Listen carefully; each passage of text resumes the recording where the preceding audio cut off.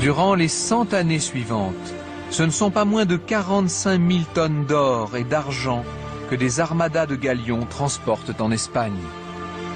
Les somptueuses décorations des palais et les retables gigantesques des églises espagnoles croulent sous l'or arraché aux Amériques.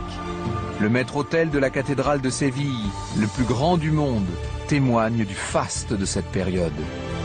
On estime que le pillage du Nouveau Monde a rapporté l'équivalent de 100 milliards d'euros à l'Espagne.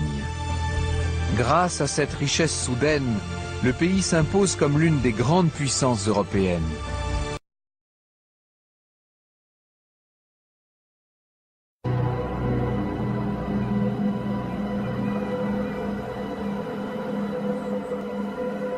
À l'arrivée de Christophe Colomb, des millions de personnes vivaient dans des cités florissantes.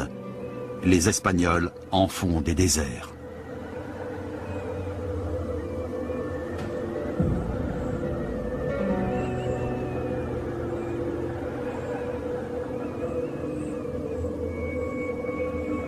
Là où autrefois on labourait la terre, poussent à présent des mauvaises herbes.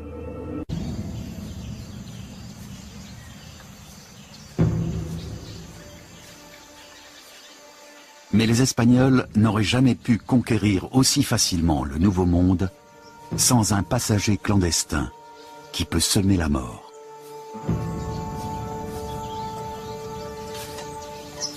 Quand bien même Européens et Amérindiens n'auraient que des contacts bienveillants.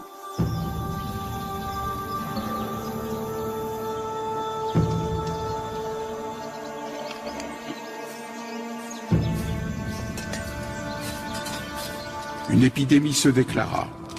Une maladie avec des pustules, de gros bubons recouvrant entièrement le corps, y compris la poitrine, le visage et la tête. Note un missionnaire.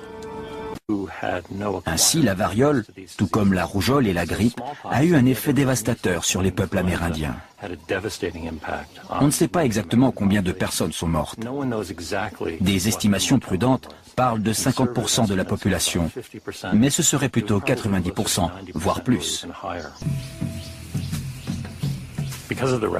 Du fait des maladies et du dépeuplement rapide de l'Amérique, les Européens manquaient de main-d'œuvre pour exploiter les ressources du Nouveau Monde.